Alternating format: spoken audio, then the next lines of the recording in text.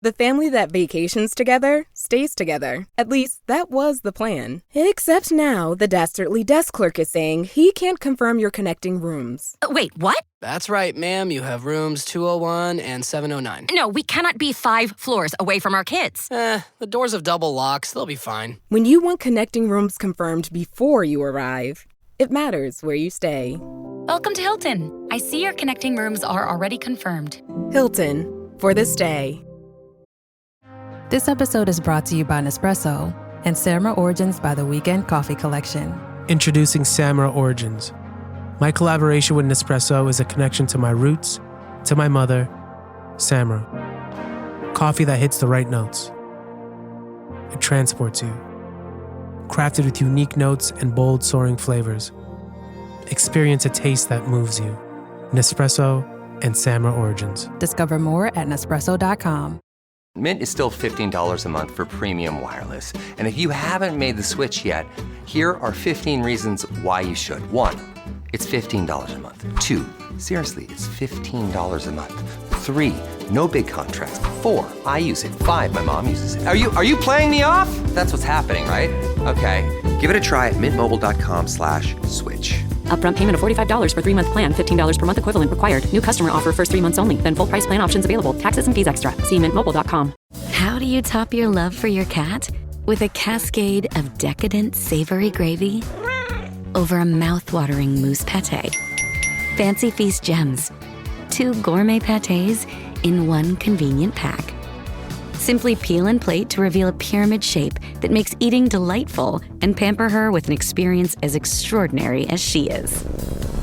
Turn the everyday into the extraordinary with Fancy Feast gems.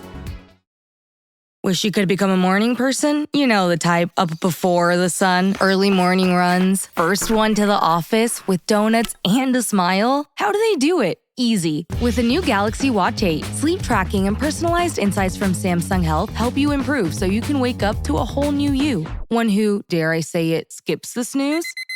It's possible. Train your sleep with Galaxy Watch 8. Learn more at Samsung.com. Requires compatible Samsung Galaxy phone, Samsung Health app, and Samsung account. Thanks for listening to the Red Treehouse, where I tell you scary stories to keep you up at night.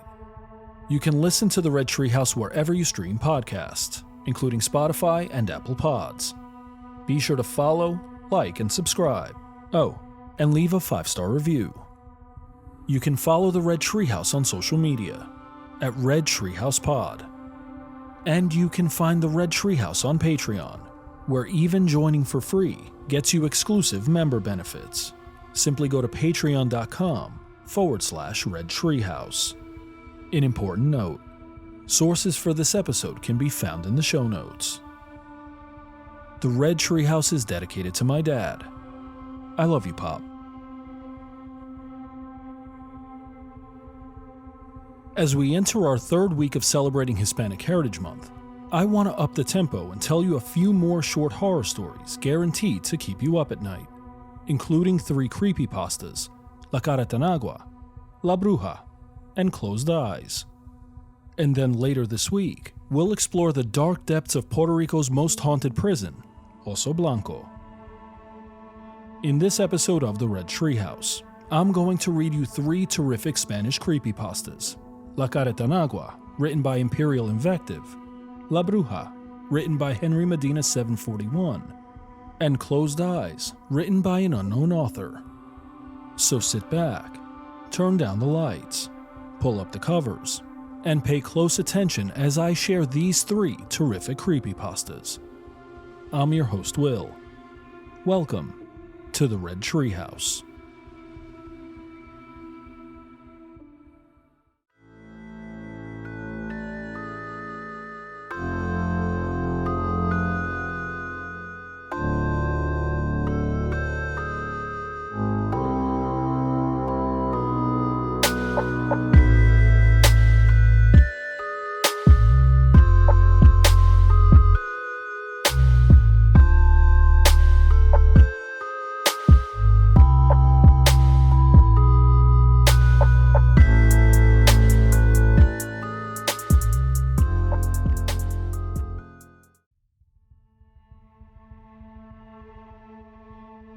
La Carrentanagua, written by Empyrealinvective.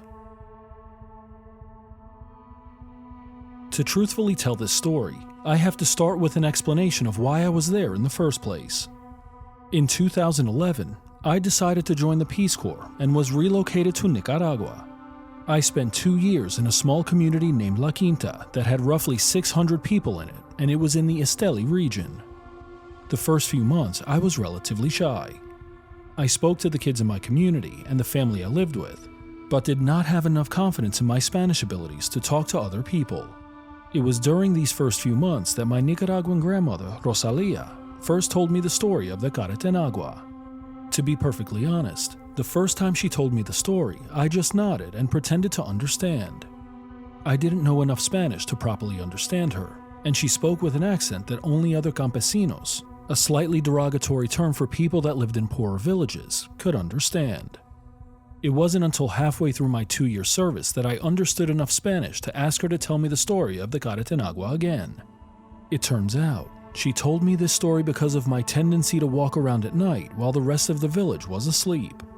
She meant it as a cautionary tale. It is worth noting that my Spanish skills were not and are not the most adept in the world. What I heard that night may not be perfectly translated. I will have some phrases in Spanish, which I will translate, but I find it necessary to include them to tell the story properly. It is also worth noting that she believed this story wholeheartedly. She truly believes that in her younger days she was actually visited by the Carrentanagua, and after hearing her story and having my own experiences, I do not know if I would be right in assuming that her story never happened. When my Nicaraguan grandmother was younger, she lived with her family. Like many families at that time, she had 10 brothers and sisters that lived in their small house. One day, over 70 years ago, her brother fell ill. She didn't tell me what sickness he had, but from the symptoms of fits and shivering and extreme sweating, I can make an educated guess that he had contracted malaria. He was bedridden, and because they lived in a small community, there was no hospital nearby. He continued in that condition for a few weeks. Eventually, her parents decided that they needed to go to the hospital and get medication for him. The only problem was that they would both have to go in and leave the children by themselves for a day. They decided that this was the best course of action and put my grandmother Rosalia in charge of the other children. They left the El Chepito, little Chepe, under her care as well because traveling to the hospital would prove too strenuous for him. They left that day, and she set to taking care of her brothers and sisters, feeding them, keeping them in line and out of trouble, and sending the older boys up the mountain to tend their crops of beans and rice. The day passed and night fell. Rosalia made sure all of her brothers and sisters were in bed, and she had just blown out the candles and was getting ready for bed herself when she first heard the sounds of someone approaching her house in a cart. The cart's wheels groaned in protest as they traveled the dirt road. This groaning was joined by the rattling of chains that were dragging behind the cart. The cart came to a stop by the side of her house, and the driver of the cart went up to her front door and knocked. She opened the door to see a shadowy figure standing on her steps. Since she had already blown out the candles and it was the night of a new moon, she couldn't properly see the man. At first, she thought it was her father, but then he spoke. "Hay un chepito aquí. Is there a chepe here?" She couldn't recognize the voice, but something about his tone set her on edge. She lied and told the stranger that he was still up in the mountains working. The stranger was silent for a moment before he responded, "Vamos a ver. We shall see." He left, and my grandmother closed the door. She listened to the cart ride off with rattling chains and groaning wheels. She went back to their shared room and checked on her little brother. He was hot to the touch and sweating despite the fact that he was in his underwear. She told me that he felt so hot to the touch that it felt like she was touching a stone that had been left in the sun. She was worried, but decided to try and get some sleep. She was drifting off to sleep when the sounds of chains and creaking wheels returned to her house. There was more knocking on the door. She got out of the bed and answered the front door, and the shadowy man was there again. A few feet away, she could make out the shape of the 2 oxen that pulled his cart. They were extremely thin and looked as if they were wan and sickly. The man spoke again. Me fui a las montañas. Chepito no estuvo allá. Dime dónde está, chavala. I went to the mountains. Chepe was not there. Tell me where he is, girl. Something about the man chilled her blood. Once again, she lied to him and told him that he wasn't in the house. The man returned in a cold manner. Mentirosa. Dime la verdad o te voy a dar tus golpes. Él está muriendo. Dámelo a mí. Liar. Tell me the truth or I will hurt you. He is dying. Give him to me. She knew that this man had ill intentions for her brother, so she said, he is sick and went to town. Go there. The man turned and hopped onto the cart. He whipped the oxen and they left.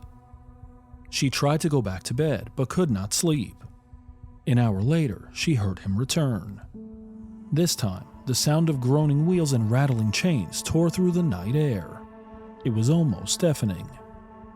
As she listened to the groaning wooden wheels, she wondered if her mind was playing tricks on her.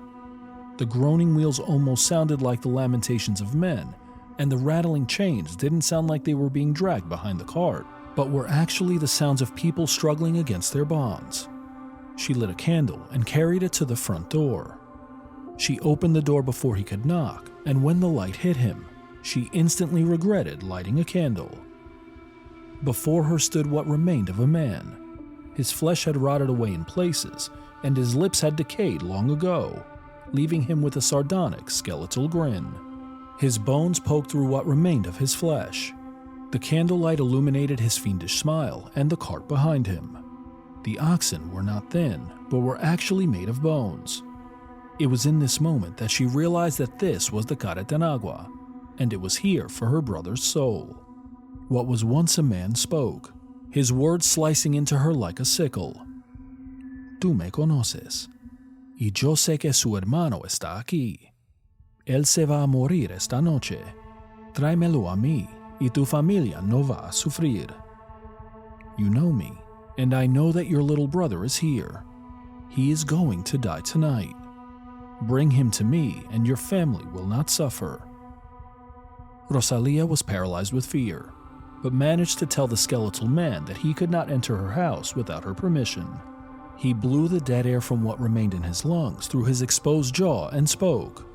Bien pues. Very well.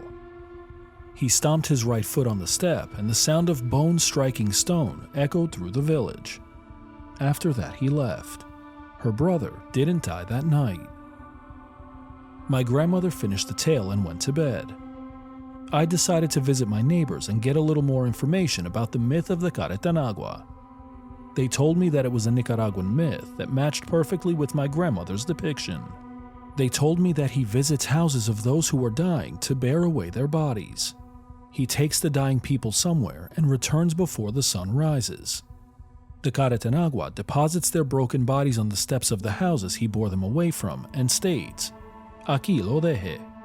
I leave it here.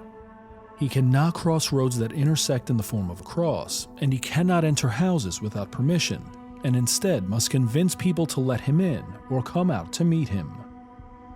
The part about being unable to cross roads that intersected in a cross formation seemed ridiculous, because after all, doesn't every road intersect like that? It wasn't until I realized that many communities only had one road or path and never crossed another one. The Carrentanagua was given free rein to travel through the villages and communities. The most disconcerting thing was the part left unmentioned. What happened to the people? Where did he take them, and what did he do to them to leave them broken and destroyed? We talked a little more, and when I mentioned my grandmother's story, her son, who was my neighbor, sighed and said, "It is a shame what happened to them." I inquired further, and he revealed that Chepe died 5 years later in the Contra-Sandinista War. He caught a bullet in the stomach and spent his last hours in agony waiting to die. Not only that, but Rosalia's other family met tragic ends. Some died in accidents, some from heart attacks, some from drink, and some committed suicide by drinking insecticide. Almost every single one of her siblings were dead or dying from cancer and inoperable tumors. I thanked him and went to my room for the night. The story didn't scare me as much as the fates of her siblings. Could it just be a macabre coincidence, or something more sinister like a curse? I never did talk to my grandmother about her story again. I let myself be convinced that it was all just a story, and it worked for a few months. The moment where my faith in that lie was shaken occurred one night as I was taking a walk around my village and breathing in the night air. As I wandered around aimlessly and looked for a place to sneak a smoke, I sat on a stump by the side of the road. It was a quiet night and seemed like one of those moments where the chaos and entropy of the world didn't seem to exist. As I sat there smoking my knockoff Belmont Suave, an ironic name because smoking a Belmont Smooth was the equivalent of smoking a cigarette composed entirely of hair and rubber in taste and smoothness.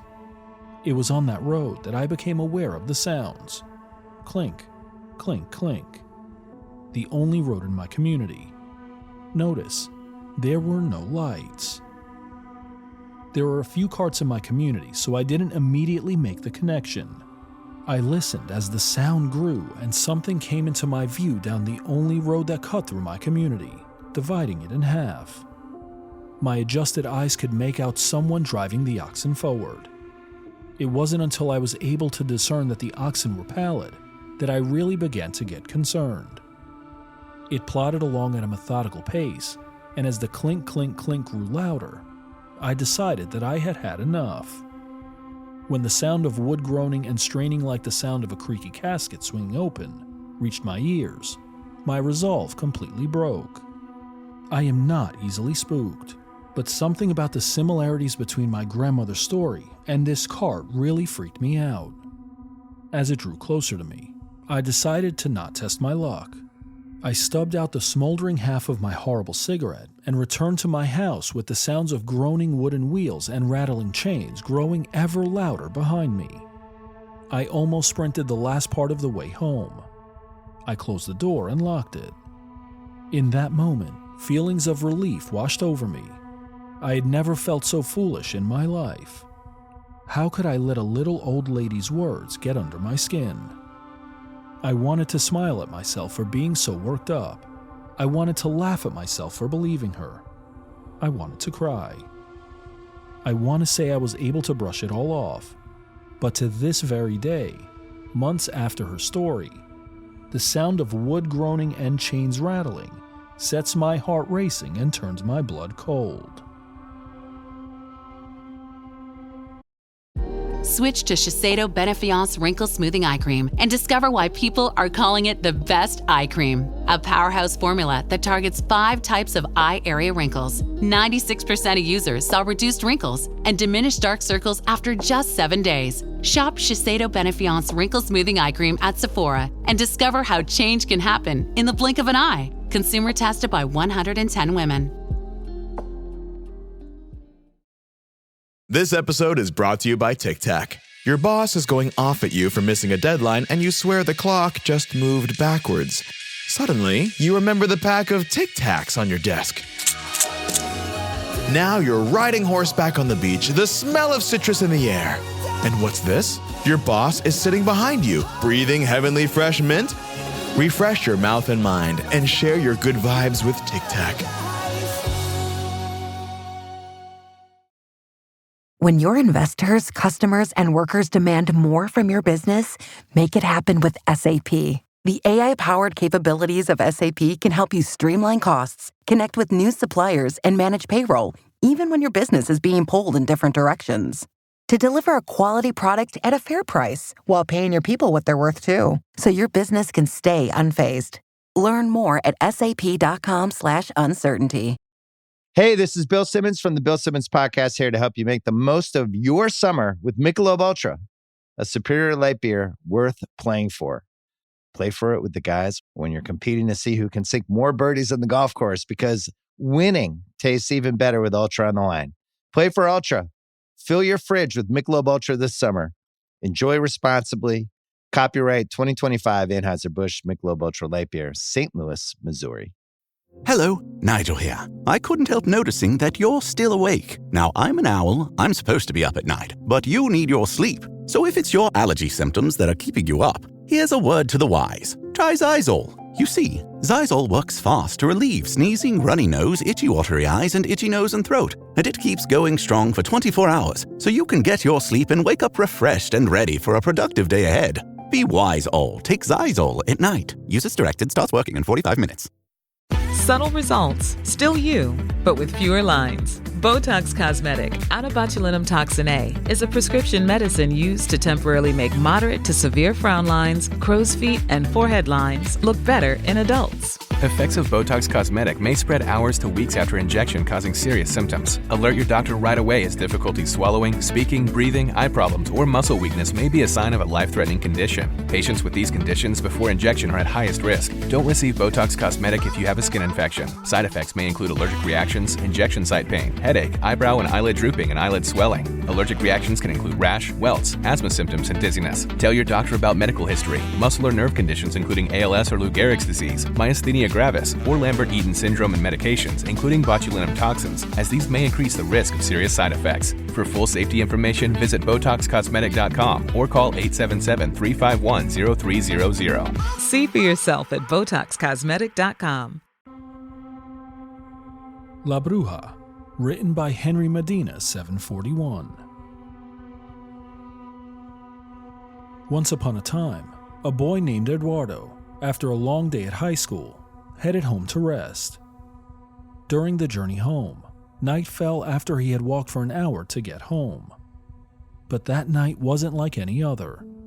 This night, the darkness ruled completely. The traffic lights were not visible due to the dense fog that was falling, making it so that only the moonlight could be seen. After walking for about 45 seconds more, he found an elderly lady who he estimated to be around 60 years old, sitting on a bench in total darkness. It seemed strange to him to find such a person on such a dark night. When he got close to the old woman, he heard her voice saying, "Look back," and he thought that she must be crazy after studying too much. But the voice was heard more and more as they walked home. When they weren't far from the threshold, he found a book all burned and battered. It seemed to be very old and was titled The Witches of Souls. That was the only thing that could be seen on the cover, so he decided to pick it up to read before going to sleep in his room. Once Eduardo entered the house, he found his mother, his younger sister named Ashley, and his father Harry. Like any mother who cares about her children, she asks how their school day was. "How was your day today, Eduardo?" "Fine. Excellent, mother." Hearing her son's answer, she smiled because she was always very proud of her family and her children, who always had the best grades. "Mother, please don't let anyone come up to my room. I don't want to be disturbed. I'm going to study." "Okay. Anything else you want, Eduardo?" "No thanks. I'm fine like this." Eduardo went up to his room, opened the door, and locked it so his mother wouldn't have to come back and ask if he needed anything. After turning off the lights and closing the windows, only the little moonlight that came through the room could be seen. So he decided to start reading the book with 2 black candles around it. He lit them to be able to see the letters because the light coming through the window didn't make them visible in his book. When he started reading, it said that every person who read this book would die, and so would their family. Eduardo said to himself that it was absurd that they would die just by looking at that book, and he didn't give it any importance and continued reading. He said that the book was written by a witch who had sold her soul to the devil, and out of gratitude, he designed the book so that everyone who read it would see a witch with a white face and a smile so sinister that even the devil wouldn't want to see it. The witch would be dressed in a black dress burnt almost to nothing. The author's wish was that she would extract souls and that they would go directly to hell where they would be for all eternity. After Eduardo finished the book, he was left thinking about how it was possible that a woman would sell her soul to the devil if he doesn't exist. What a great stupidity, that a woman in a black dress would kill him. He laughed out loud. Now I see why this book was in the middle of the street. It's disgusting. So he decided to throw it in the trash. Once he did that, Eduardo went to his bed to try to sleep. After sleeping for 2 hours, he woke up feeling hot, so he got out of bed. He found the silence strange because it had never been like that in the house. He thought to himself that surely his parents and sister had went to sleep early. He went to the door of the room, opened it, and went down the stairs where he saw that the whole house was dark. Thinking that the power had gone out, he made his way to the kitchen, went to the refrigerator to get some lemonade, and drank what he needed to quench his thirst before going back to his room. Once inside, when he was about to go back to bed, he took his cell phone out to see that it was 3:07 in the morning. As he got back into bed, his cell phone rang. Looking at the screen, he thought it was odd that someone was calling him at that time of night. The number on the call was hidden, but he answered anyway. "Who are you? Why are you calling me at this hour?" "You really don't know who I am." A terrifying laugh was heard on the call. "Stop bothering me. There are people who have important things to do in the morning, so call someone else." For a few seconds there was silence, and then the terrifying voice of a woman was heard again. "So you don't know me?" Followed by that terrifying laugh. "I see you." Eduardo, scared, cut off the call. How stupid are people who make prank calls to others? What kind of nonsense is this? Once he finished his sentence, he began to hear noises, including the footsteps of a person who seemed to be dragging their feet in the shed. Probably mice, he thought. Suddenly, a very strong breeze began to blow, so strong that it made the windows open and close due to the draft. The candles went out, leaving him in darkness. At that moment, the door to his room slowly opened, and something like a mist began to come out into the hallway between his sister's and parents' bedrooms. He decided to investigate what was happening, because it didn't seem normal. So he went to look for a flashlight that he had on his nightstand. After leaving his room, he could hear plates and glasses breaking against the floor downstairs in the kitchen. The best thing he thought was to go to his parents' bedroom. When he was standing in front of their room, he turned the knob to open it, but some kind of force or energy prevented him from opening the door. After trying several times, he gave up and decided to go to his sister's room. But like before, the same thing happened. Scared and tired of fighting with the door, he went to the kitchen to see what was happening in that room.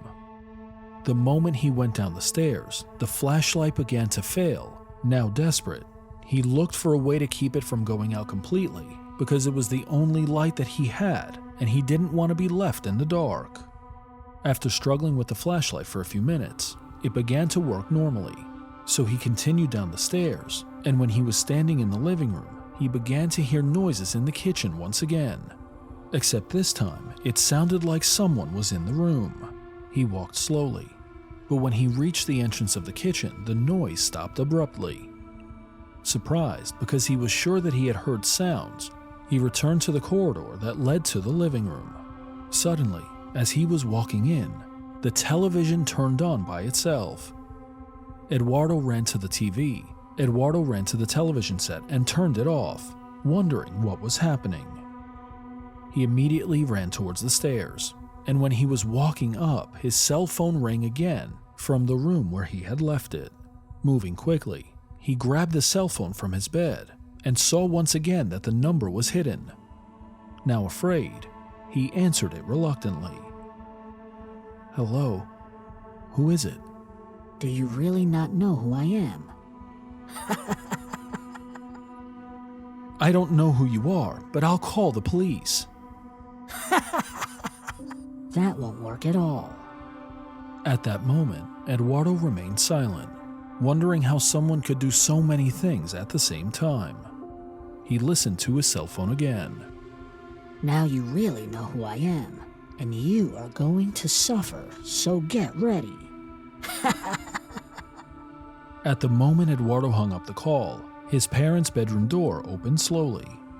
He ran out of his room, and when he entered, he saw that they were still asleep. Except next to them was a shadow with a white face, a black dress, and a smile with bloody teeth. As she stared at him, Eduardo realized that the book he had thrown in the trash was a huge mistake, and that he would never have the chance to solve how to fix this situation. La Bruja kept looking at him, before finally looking down at his parents, and laughing. "Please don't do anything to my parents," Eduardo shouted. Ignoring him, La Bruja grabbed his mother, extracted her soul, and then for the satisfaction of seeing him suffer, she began to eat his mother's flesh and organs, her heart, her eyes, everything. Eduardo had to watch as the witch destroyed his mother, and then as she sucked her bones as if she were a piece of chicken. After she was finished, only the bones remained. She also did the same with Eduardo's father and sister as he watched helplessly. Did you see what I did to your family? Eduardo was in shock after what he'd seen. Now, it's your turn. La Bruja moved quickly and touched his shoulder.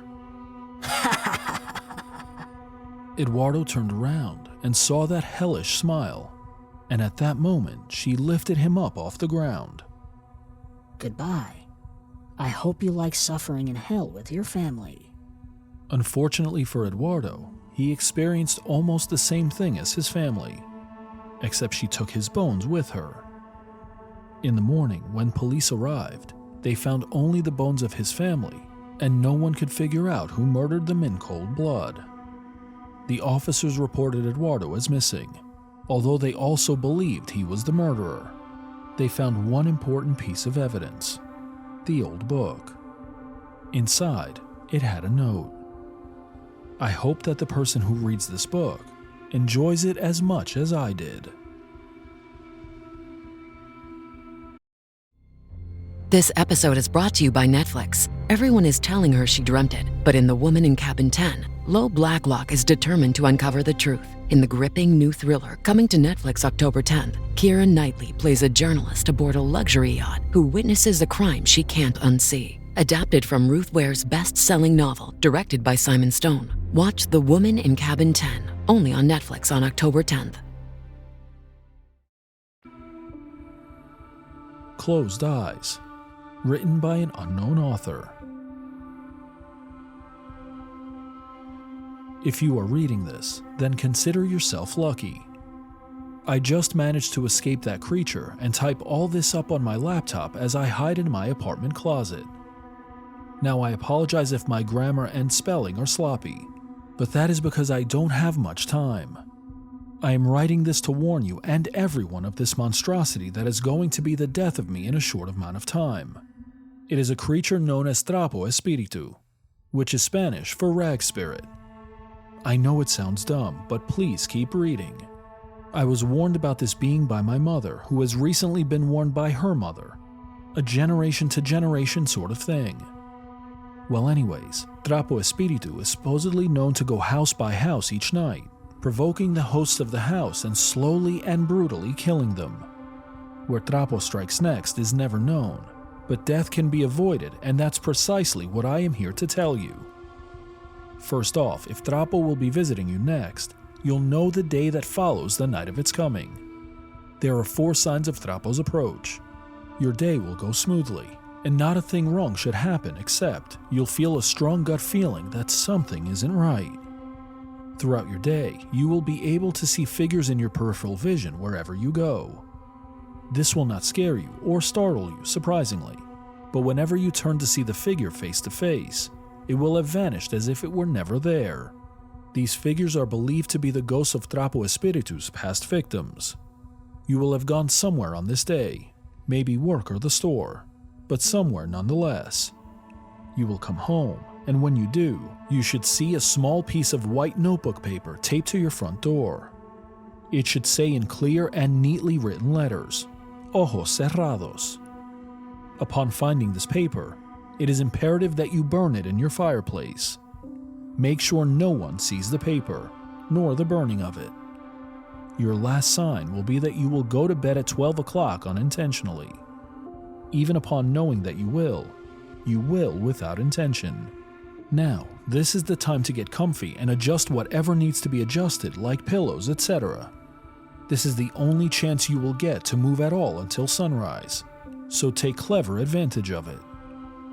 Once you get into a position that you are sure you will not toss and turn in, you will fall asleep. You will have plenty of dreams during the time of your sleep.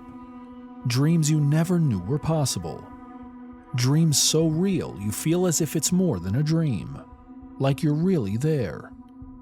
Do not take this time for granted and enjoy it while you can. Your pleasure will turn to fear real soon. By the time your dreams are over, you will become fully aware of the noises around you, as if you have just closed your eyes and went to bed. Your eyes still closed. Be sure to keep them that way for the next 2 hours. It should now be 4 o'clock and 2 hours until sunrise. Now, Trapo's game begins. You will hear a scratching sound at your door. Trapo Espiritu has arrived. The scratching will carry on for a minute or two before stopping dead in its tracks. Your nose will begin to itch greatly. Make sure you don't scratch it. The itch will go away on its own. Trapo is now spiritually connected to you. Now let's discuss Trapo's appearance, since you'll never see it for yourself if you want to survive. Trapo has the body of a normal human being. He stands at about 6 foot 3 inches tall and is a bit round at the waist. Trapo is no human though. He is made up of messily sewn rags and leaves. He still makes out a perfect humanoid look though. His face is no different than yours or mine, except with 2 sewn up eyes. Trapo cannot see you, find you, or kill you while his eyes are sewn shut. The only way his eyes can open is by none other than you. Since Trapo Espiritu is now spiritually connected to you, you pull the trigger of your own demise. If you open your eyes even the slightest bit, it will cause the stitching in its eyes to unravel. Then, it will be able to see and kill you in its slow and gruesome manner. How did I escape? When Trapo attacked, I managed to evade him and lock it in my room to buy me some time. Don't think that this means you can run away from Trapo once you've opened your eyes. Once Trapo's eyes have been opened, it will follow you until given the chance to kill you, if not done then and there. I only have mere minutes left of my life until it comes. I cannot stop it. All I can do is warn you, so I continue here. After your nose itches for some time, Trapo will now be in the room with you. Its stench will be like that of rotting eggs and scum. Its voice will be raspy and deep. Trapo will begin its game by crawling up the walls and ceiling at a slow, eerie pace, making noise while doing so. Ignore this as best you can and keep your eyes shut. Trapo will notice your resistance and will begin to call your name in its grotesque, deep voice while still crawling. Keep your eyes shut and don't move. Try imagining something that you really like to do. That will make it easier to ignore. Trapo won't stop there though. It will move on to things even more tempting. You may hear a breaking of glass or ripping of stuffing. It may sound and feel like your favorite toy or most prized possession is being ruined. Don't worry, Trapo cannot break or touch any of your things, at least not while its eyes are still sewn shut. Trapo will then begin to cheat a little bit, as you may feel some sort of liquid dripping onto your face. Force yourself to stay quiet, calm, and most importantly, keep your eyes shut. If you made it this far, it should now be 5 o'clock. 1 hour left until sunrise. 1 hour left to go through with this. Trapo Espiritu will also be aware of this and will begin using more drastic tactics than before. The slight creaks that you heard on your walls and ceiling will turn into violent thumping.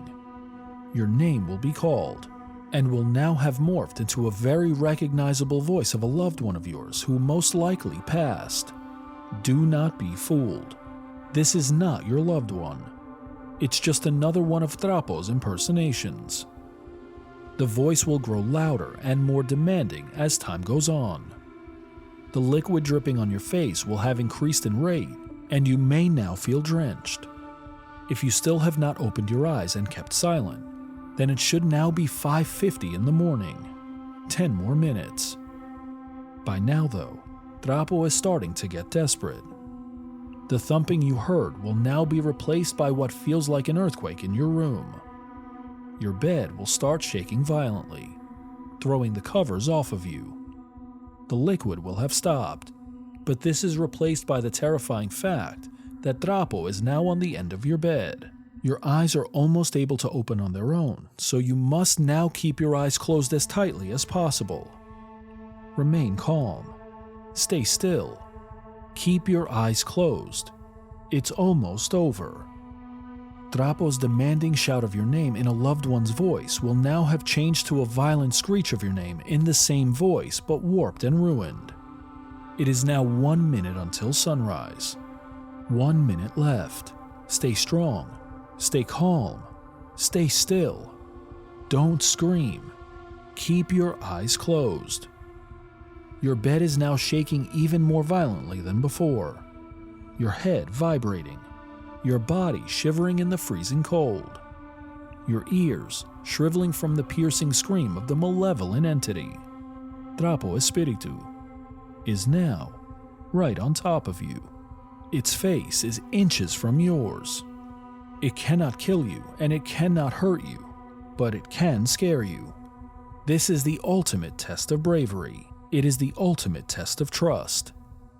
You are now face to face with a powerful and evil being able to kill you with ease, and the only thing that is protecting you are your two tightly shut eyes. The last 10 seconds have come. With that, Trapo will scream loudly, horribly. You will feel the residue of spit and heat and stench coming from its unnaturally wide mouth as it blasts your eardrums with its shriek. Then, as soon as it started, it will have stopped. All of it will have stopped. The shaking, the screaming, and even the liquid on your face will be gone. Your covers will be on your bed and nothing will have changed. Everything will be just as it was yesterday. Not a single thing will have moved. Sunrise has come, and it is now safe to get up. When you do, you will have forgotten about your encounter with the being, and even about the previous day. Trapo Espiritu will have gone, and will have taken your memory of it and the day before. It does not want you to remember it if you survive, and make sure you don't. You will serve yourself breakfast in your kitchen, and when you do, you will find a small white paper on your kitchen table that says, Frecuentar finales, or haunting ends. It will all be over then. You will end up throwing the paper away and going on with your normal life. Trapo Espiritu will never haunt you again. You have won the game, and Trapo will go on to find another unlucky player. If you have, then thank you for reading this far, and I hope this information helps you. I finished typing just in time. I can now smell the stench of rotting eggs and scum, and can hear scratching at the closet door. Trapo Espiritu is upon me. What did you think of these terrific short creepypastas? Comment or email redtreehousepod@gmail.com. As we turn down the lights on this episode, make plans to join me next time as we continue our celebration of Hispanic Heritage Month. I'm your host, Will. Thanks for joining me in the Red Treehouse.